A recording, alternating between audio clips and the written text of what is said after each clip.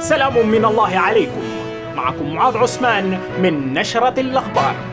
شفت الجديات دي؟ لما أنا ما عرفتني. لا بس نحن أخبارنا حتكون غير يا حبيبنا، ما أخبار تلفزيون ولغة عربية فصحى، دارجي يا أصلي ومعاك بالواضح. وأول خبر معانا عن سعادة الوزير حسن إسماعيل وزير الحكم المحلي بولاية الخرطوم. سألتك عن التعامل العنيف مع المتظاهرين، كيف يمكن تفسير ذلك وإلى أي مدى يمكن أن يهيئ أي أجواء إيجابية لحوار؟ نعم، العنف يتولد من البيئة التي تصنع كلما أسسنا لبيئة ترفض الحوار، وكلما أسسنا لبيئة تحاول أن تفرض الخيارات بالغلبة وبالإسقاط وغيره، تنتج النتائج بتاعة العنف. الزول ده ردمو رديم في الفيسبوك تويتر أنسى بس. السيد الوزير امبارح قال تعليق ظريف جدا انه تسقط بس على اسفير الهواء، قال كده اسفير الهواء ولا مفردة في الفضاء لكن ليست لها قدمين تمشي على الارض. انا حقول دي احلامك ودي اوهامك انه تسقط بس دي في الهواء بس ما على الارض. ليه؟ عشان العمارتين والمراح عربات حقينك، وعشان الناس المرتزقة اللي بترسلهم جوا بيوت الشعب السوداني يسرقوا مدخراته عشان انت تعيش. ودانا الاسطوانة الطوالي ديك بتاعت الامن والامان ونحن نحافظ على الدماء، فالناس قالوا لك يا حبيبنا نجيب لك ماضيه، جابوا لك فيديوهات له قديمة وهو كان قاعد يطلع يقود الحشود وبيتكلم في النظام وبقول لهم الشارع بس عشان النظام ده يعيش وياكل ويشرب ويكون قاعد وزير المالية يكون عنده عمارتين ومراح بتاع عربات ويصرف عليهم، لا هو يقعد ونحن نلبس طرح نخش في بيوتنا ونديك روشنا يا هو يمشي. المعادله دي لانه الناس دي شالت كل مقتنيات البلد، كل قدراتها وركزتها لفئه معينه، لفئه محدوده جدا. محاصر اولا مصر الموضوع بتاع المغتربين بيجيبوا لها عربيه بالطياره ب 500 مليون عشان يمشوا يجيبها مكتب.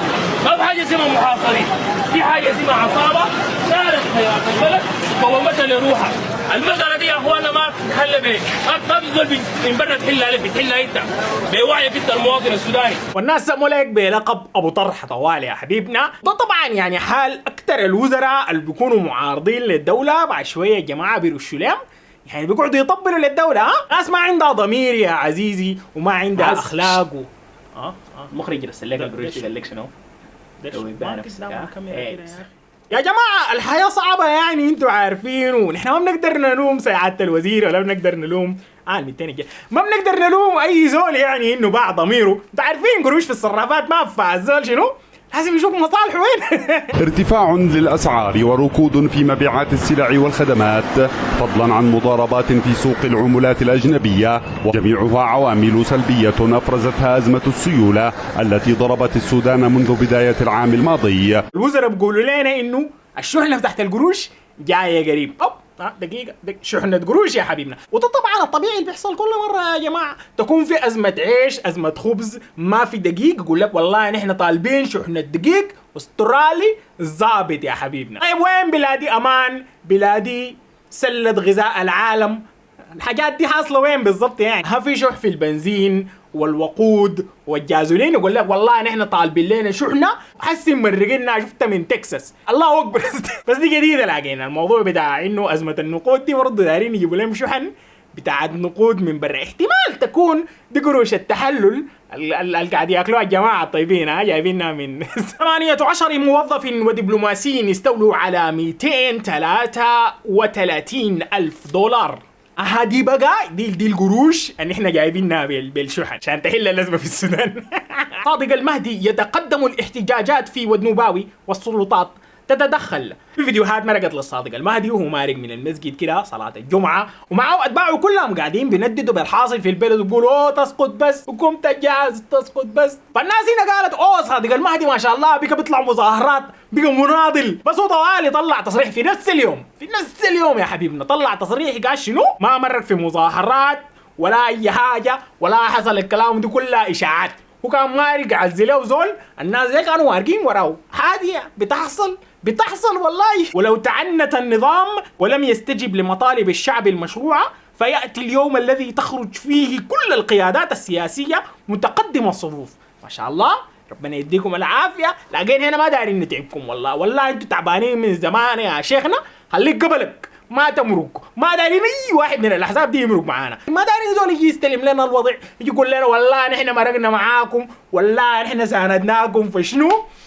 يعني كده وزير صحة وزير اي واحد مسك يد الحكومة دي وسلم عليها كده ده وقال لهم اوه نحن معاكم، وشارك في الحكومات الحسي كانت في ال30 سنة اللي فاتت دي بأي منصب، بأي منصب ما داري انه معانا، خارج كفاياك يا حبيبنا، احنا دايرين فريش بلد. بس طوالي هنا هيجي ينط لك واحد زي سعادة الوزير حسن اسماعيل ده يقول لك البديل منه. سؤال اصعب من ده انه يا اخواننا انت عايز تغير، يوم انت كنت ناقش مع جزء منهم انت تقدر تغير نظام سياسي، مشكله تقدر تعمل تغيير سياسي، التغيير ده معناته انك انت بتشيل واقع عشان تجيب واقع جديد، منو اللي في يده الان يحدثنا عن ملامح الواقع الجديد المطلوب ده؟ فانا طوالي حرد عليكم واقول لكم زي ما انتوا بتقول لنا في ازمه بتاعت دقيق ونحن جايبين شحنات نحلها، وفي ازمه بتاعت بنزين ونحن جايبين شحنات نحلها، انا ذاتي حقول لكم في ازمه في الحكومه ونحن جايبين شحنات بتاعت كفاءات من السودانيين الموجودين في الداخل والخارج عشان يحلوها. نحن فعلا دايرين نعمل حكومه كفاءات، نخط الرجل المناسب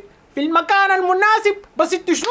اتخرجوا يا حبيبنا، انت والمعاك تسقط بس ونحن بنجي بنظبطها. انباء عن استيراد تاتشرات جديده لقمع المتظاهرين. انت عمر البشير الناس جعانين وبتنقل في الحديد بتدير الناس يقتلوا الناس.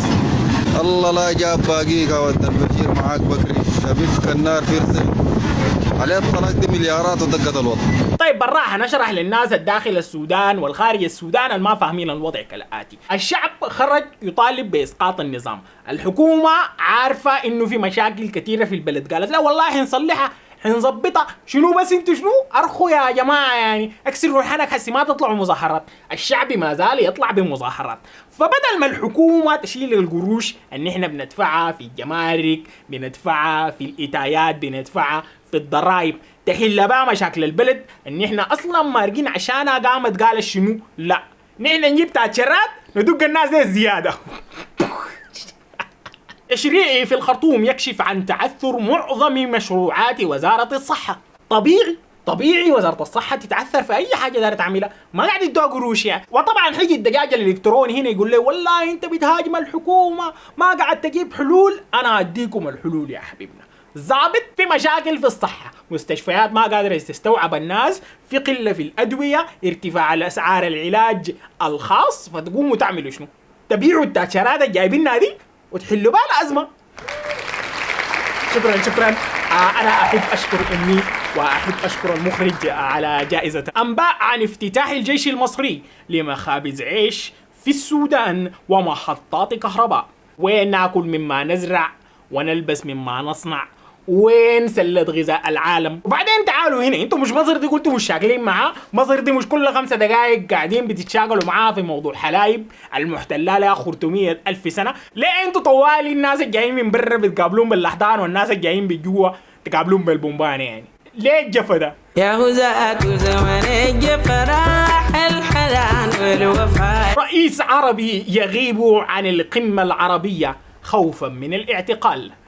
قالوا في رئيس عربي كده، ما في داعي نقول اسامي، خايف انه يعتقلوه لانه رافعين عليه هنايات كده في محكمة العدل الدولية. فزي ما الحكومة الايام دي قاعدة بتقول لتجمع المهنيين القاعدين بيكتبوا في الفيسبوك وفي تويتر وبيوجهوا الناس في الثورة وبوروهم وين تجمع المواكب، الحكومة قالت لهم ما تظهروا، انتوا خايفين من شنو؟ البلد فيها ديمقراطية والله. احنا ذاته نحب نقول لبشا يا حبيبنا ما تسافر تونس، انت خايف من شنو بالتحديد؟ يعني انت ما قلت المحكمة الدولية دي هي والدول المعاه كلها تهي جزمتي دي؟ من جانبه أكد الرئيس السوداني عمر البشير رفض بلاده لقرار المحكمة الجنائية الدولية، وقال في خطاب له لدى افتتاح سد في الولاية الشمالية: وحسب نقول قراراته الجاية دي اللي استعدوا من الآن يموصوها ويشربوها.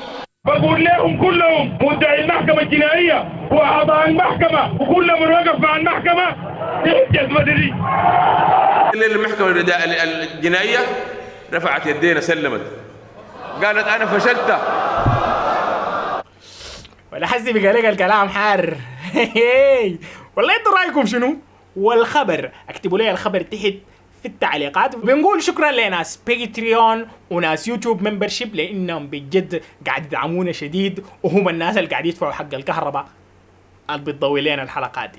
في النهاية بقول لكم شكرا لكم للمتابعة، انتظرونا يوم الاثنين الجاي مع نشرة أخبار تانية.